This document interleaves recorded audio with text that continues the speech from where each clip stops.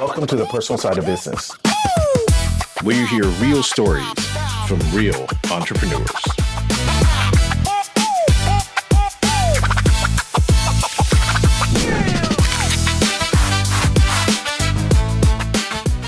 If you own a brick and mortar business, you have enough to worry about. Customers walking through your doors, employees showing up, inventory on the shelves, equipment that you rely on every day. The last thing you should worry about is whether or not your business is properly protected. That's why I'm grateful to have Ergonex Insurance as our sponsor for the personal side of business. They help many businesses with coverage designed for physical locations like restaurants, retail stores, to offices, to salons, and more.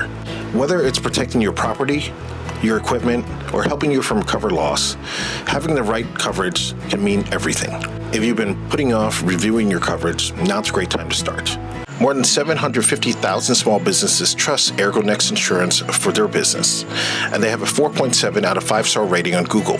Getting a customized quote takes about 10 minutes. Click the link in the description to get your free quote today and see why so many professionals choose Next Insurance. Hi, and welcome to the Personal Side of Business, where every business has a story. I'm your host, Jeff Bunditwong. Today, my guest and her husband, Josh, are redefining how community, purpose, and business come together. Pizzabilities is allowing individuals with special needs and disabilities to showcase their talents in the workplace. Welcome to the podcast, Amy Baker. Thanks for having me. I'm honored and a pleasure to be here. Yeah, I'm excited to tell your story. So first, let's start. How did we get here? How did you get from, you're going to have your 1-year anniversary. Right, yeah, right. So let's talk about before that happened to this point. Yes, so we have 3 children. Our oldest, her name is Grace, and she was born with Down syndrome. And so she got out of high school in 2024, and we kind of were looking at all the options post high school and what was available. And she was in the general ed classes the majority of her schooling from kindergarten through high school. And so she wanted to go to college. She wanted to work. She wanted to kind of move out. She wanted a dorm room. She wanted all the things that her friends were doing. And so we kind of came to the spot, well, we were looking for job placements for her, and there wasn't a lot of options that we found for her. And so we thought, why don't we just kind of create something? My husband has created a escrow business now for 11 years. So he's a business owner and kind of has that mindset. So we're like, well, we'll just create something of our own. What does she like to do? Well, she likes pizza, she loves people. And so we kind of came up with something this kind of like the baby formula, what we got right now, what you see. And so we just had that need. And so what we really needed was just a spot for her, maybe a couple friends that she might know of that needs a job. And so we found a local spot where we live. It was an old Pizza Hut, so it had the bones of a restaurant in there. And so we created Pizzabilities. And so what we didn't see and what we didn't kind of know of at the time is that we were creating something much larger and bigger and a giant need for a lot of individuals. That's great. And to add on to that, you guys didn't have any restaurant experience, right? Zero.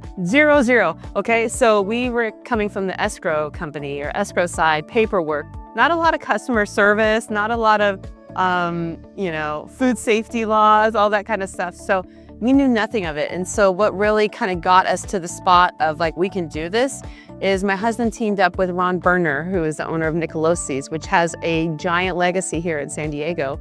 And so what we did is we teamed up with them and converted we're sitting in their used to be Nicolosi's location in Santee and converted their recipes into Pizzability into a format that we can sit here and the location in Santee. So yeah. What was that beginning and training like for you especially with Ron? Was he there for the first 6 months or, do you go through everything with you? Yeah, no, they're a very living part of all this organism. They're still like completely involved as much as we are. We're all working more than we thought we would be working, because of the passion, because of the mission. And so it's really something that drives us to kind of make it and dial it in for our individuals and our employees and for the customers we serve. We want it to be not only a great pizza and a solid food and sandwiches and lasagnas and all kinds of great things, cannolis, which Ron has gifted us with all of that kind of wisdom. But it's the mission and the employees that kind of drive us to kind of create this environment and the vibe that you walk into. It's great. And you're in less than a year, so in less than a year, 2 locations. Yeah. What was your decision to open up the second location, and what was that like going from no restaurant experience to having 2 locations in less than a year? Yeah, so like we crashed out a lot, okay? So like there's a lot of learning on the job. And I would be lying to you if I said it was all roses and everything, but this is hard work where there's a lot of micromanaging, and we're not only dealing, so we're just engrafting all these individuals, and we're trying to become like a family culture, and they have family and caregivers too that we're trying to engraft too, because it's not just them we're employing, it's their caregivers and their parents that are kind of along for it, because that's their transportation or job coaching, Literally a community having to work together. 100%. So we're all learning, like they're learning, this is their first job. So this is our first time in it doing this too. So we're all kind of learning in whatever aspect together. But really, it really, the mission and the joy and the why is really what drives us to kind of keep going, because we don't know what we're doing. We're learning how to do a schedule. We're learning how to do supply ordering. We're learning how to, maneuver all the time shifts and the different needs. So there's so many different things we didn't foresee that would be a challenge. But when you see somebody that gets hired, their parents are crying, they're excited to be there, they're in week 2, they're coming early, their shirt's clean because they've been ready to go, since last shift. So they get their paycheck, they can spend their paycheck. Yeah. So their employee of the month. There's so many things that are so rad to see them develop and have excitement to be here. And you're there for the very first of those moments. Yeah. It's like that'll keep you going. That'll keep you singing. So yeah. Yeah, and I think what's even more interesting, if you're running a restaurant, it's one thing to have employees and be able to just train them on everything. My understanding is with special needs and individuals with disabilities, they're going to excel in certain areas, and that you're going to have to train them for that to be able to move forward. And then, so it's a different type of employee that you're working with. Yeah. What was it that you had to adjust as an owner, a business owner, to a restaurant industry, food and beverage you've never done before, that had to really work with this population? So really, it across the board, it's let's raise our expectations. So not only for the individual, the employee that's coming to work, that this is their first job, they might be a little scared, they might not want to be as social as you and I might want to be. They might not want to put themselves out there as much. It's like, no, come on, you can come out from the back a little bit. And wait, this is real baby steps. So I really don't want to put anybody in a situation that really is a trigger or not there. When you see it happen though, I mean, people start to get out of their shells. 100%. Yeah. So we have a couple guys in here, and they weren't comfortable at all with anything, I mean, same, they weren't comfortable with anything. And now they come in with a crown on their head. They just are the king of the castle, So it's so rad to see that. And not only that, evolved, but the interaction with all the employees. So not all of our employees have special needs. So some are just, part-time workers, high school, college, just kind of doing whatever. Stay-at-home moms, whatever the case is. And the interaction, might be the very first time they interacted with another person with a disability. And so they're kind of raising their expectations as well as to, oh no, he can literally do everything, he can do as much as I can do. And then the same goes for the customer. So the customer is coming through, might not have seen 3 or 4 individuals with any disability working at the same spot, the coincidence of that. So they're kind of looking around going, what's going on here? They might not even know about our vibe, our mission, anything. And so they'll walk in and go, wait, what? And so they'll see something, but it's no, let's raise our expectations. They can make the pizza just as good. They can they'll actually make it in the design of a smile. They'll have a lot of fun. So it's just a whole across the board, we're all learning to raise our expectations. And you're having new employees who probably never had jobs before come into a restaurant setting. Yeah. Which it's just busy, there's I'm sure on the weekends it's probably chaotic here, right? Yeah, it's so fun. It's so fun on the weekends because we got the arcade and teams are coming in and birthdays and all kinds of fun stuff. So yes, so we're teaching them how to fill out this application. They're all there to get their check. What do they do with their check afterwards, and kind of walk it through with their parents. And all the things you come in, you clock in, you know, all these different things that, you know, how you have a first job and you just don't know until you get there. You're kind of learning on the job. So it's cool. And what are some of the qualities that you're looking for in employees at Pizzabilities? So we're looking for somebody that, I mean, obviously you have to know the mission and what's going on.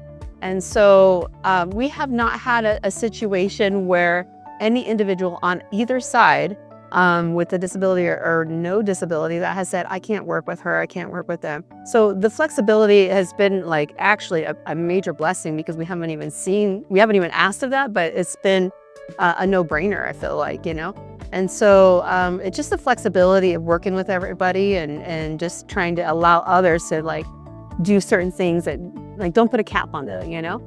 And so it's been really neat to see that.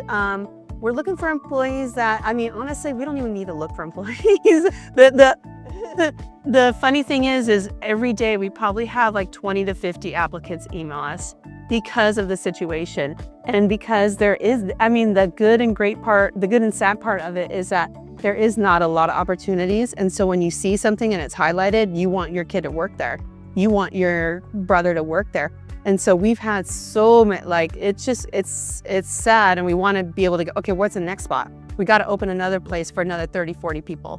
So that's what drives us. That's what we see. And they come in just like you do at a job application. You come to follow up and they come in and they follow up on our application. They're like, we're all sorry, you know, sorry, we don't have any spots. So, but we got you listed. So yeah. You know, which is really interesting because when I was driving over here, I thought of this and I said, normally, when you have a food and beverage business, you're waiting for expansion based on sales, and I'm sure there's a part of this in your industry, in your business too.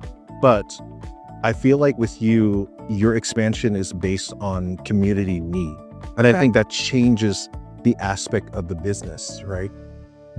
As you're growing, what are kind of your 1, 2, 3s as you're looking at it? Go, okay, once we hit these markers, this is where we're going to go. Is the need for applicants coming in, is that number one so far? And then it's like, as long as we have this, we're going to keep growing. Yes.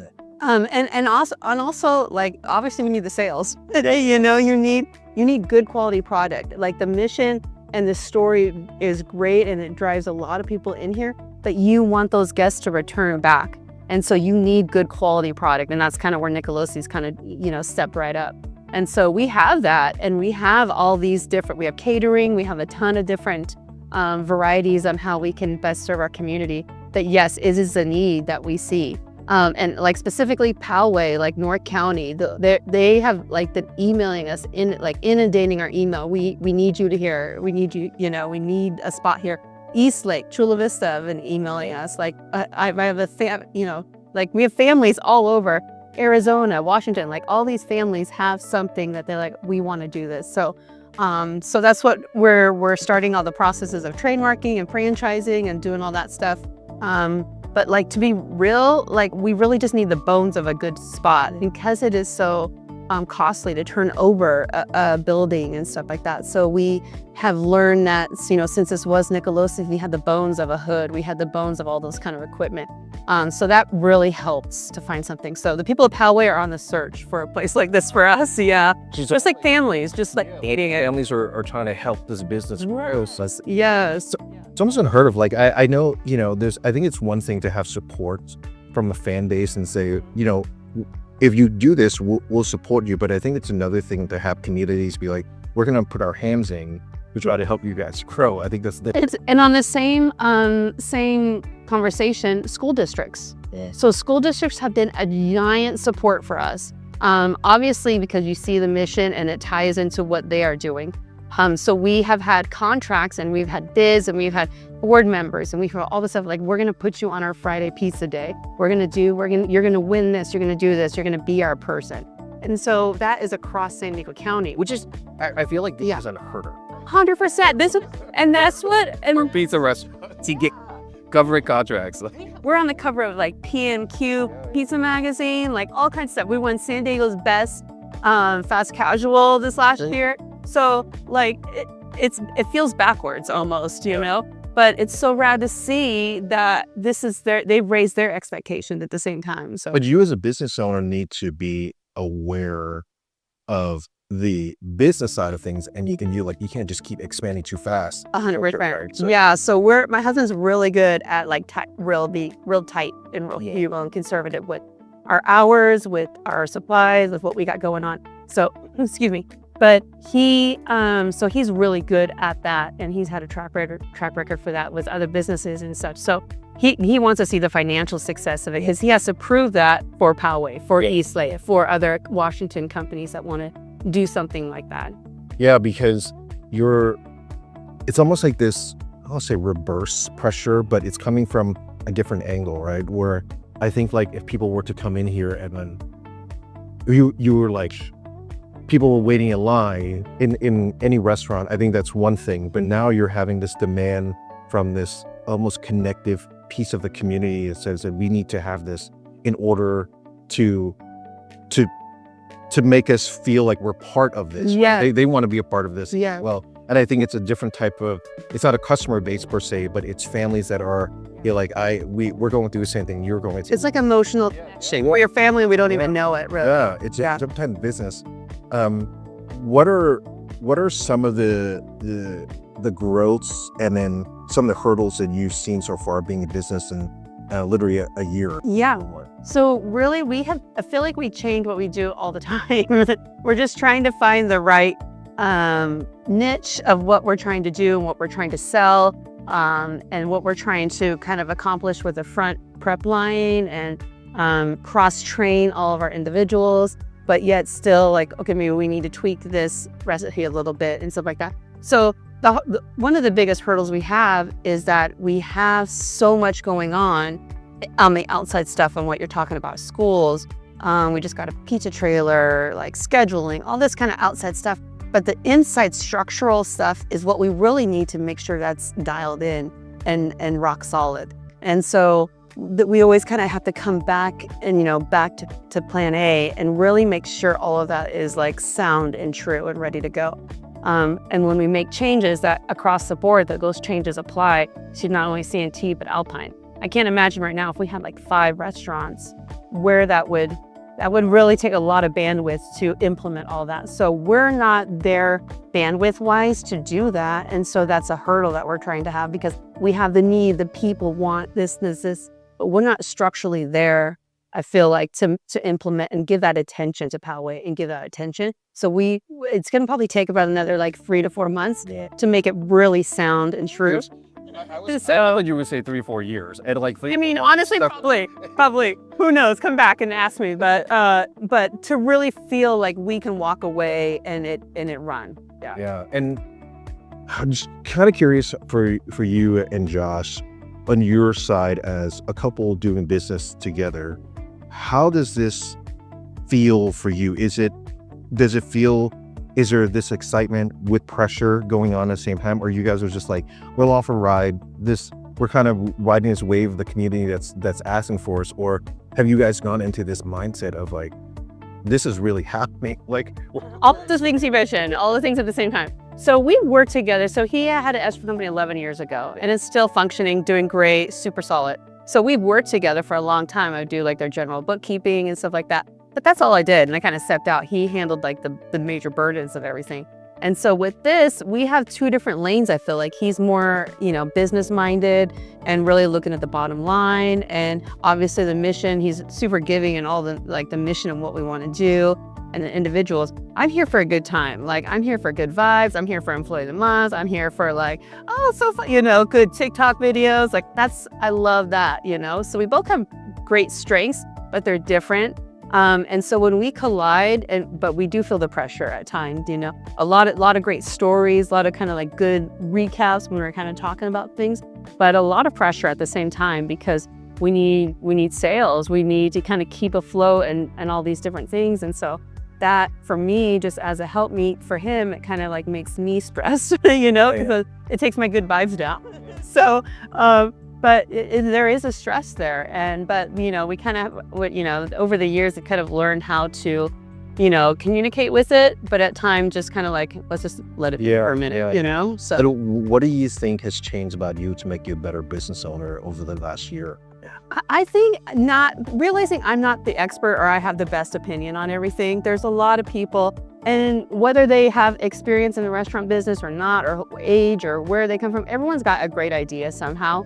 And all that can be kind of implemented to a portion of it, a percentage of it, but not feeling like my way's got to be the way. I think that's the best way to be flexible and be a good team, team person and work together. So, yeah.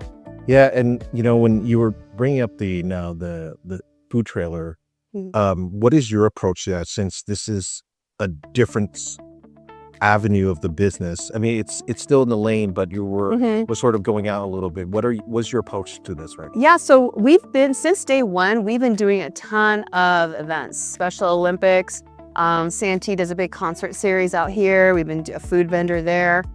So many food vendors at different agencies, and you were doing all pop-ups. All pop-ups. Canopy, we bring the pizza in hot bags, all that kind of stuff. And if we need more, so Santee, we did 4 runs back and forth of bringing pizzas. And that's when we're like, okay, we got to figure a better way to do this, And so that pizza trailer was kind of born from this. And so we kind of thought, and we just got it wrapped. I'll have to show you the pictures of it, but it looks so cool. But we have a giant need for that. So we're kind of thinking that as different divisions of what our home restaurant is. So schools and catering is one division, because that's a whole setup. That's a delivery. We got to come here early. It's on the time schedule, different things. And then there's like the pizza trailer side of it. So how we're seeing it is like these 2 departments are something we can kind of bring in maybe 5 to 10 more employees. And this will be so rad to get some new people that we've been waiting on the list to kind of itch to like, we got a spot for you, but it's coming, just wait.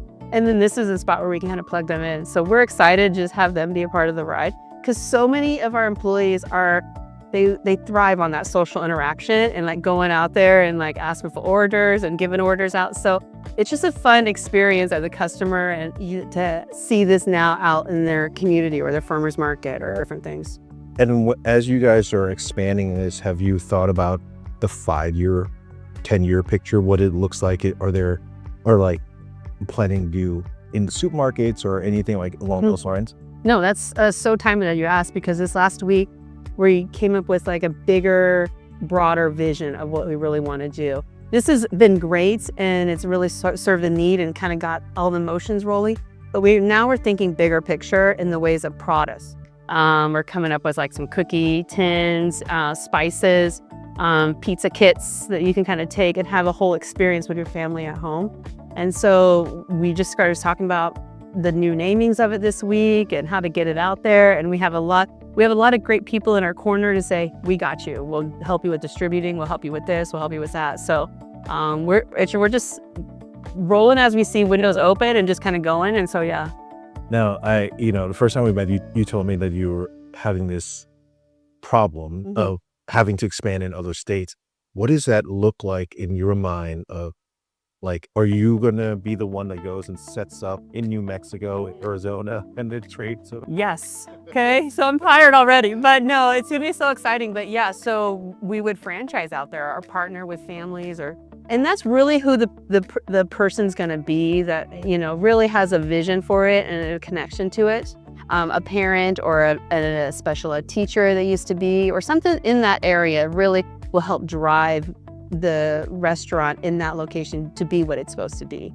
And so, yes, so in our franchise agreement, different things you can set up where we are the team that comes out, gives you a full quality control check and make sure everything's good. The vibe is what it's supposed to be, and helping set up on a grand opening day and like be there. So that is kind of like the least of my worries, I feel like, because I love that kind of stuff and helping people out, especially with this kind of mission. So it's a no-brainer for me. Yeah, and your 1-year anniversary is coming up. What has that been like for you? Did you think you were going to be in this position 1 year, 2 locations, possibly expanding to multiple locations?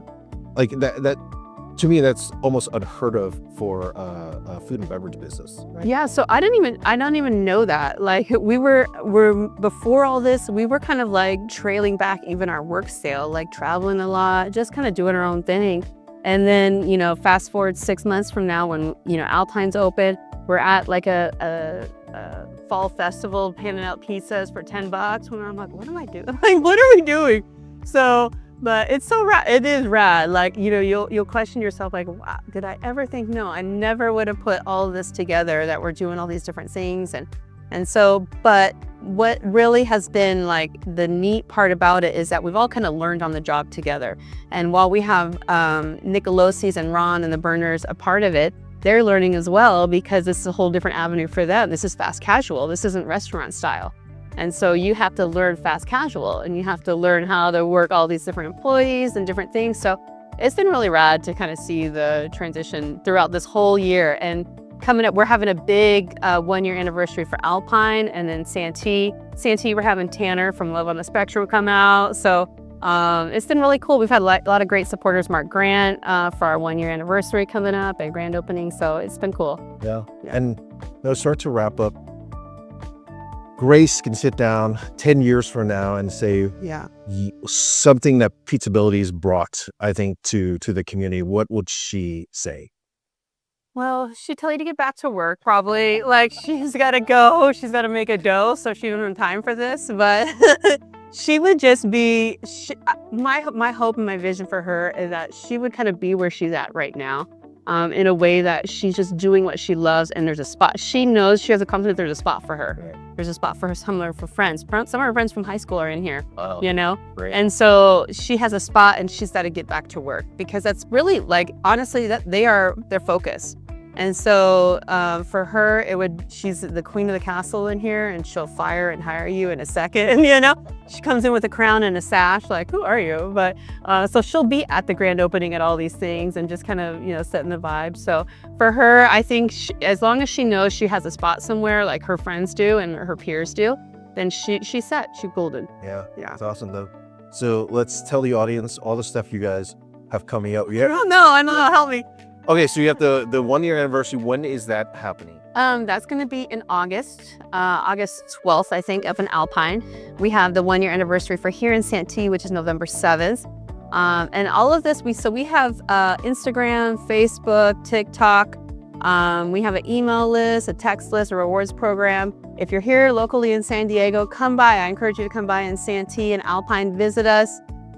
Just check the vibe out, bring someone that loves pizza, and who doesn't? So. All right, awesome. Yeah. Well, thank you so much, Amy, for being on the show. This is The Personal Side of Business. Bye.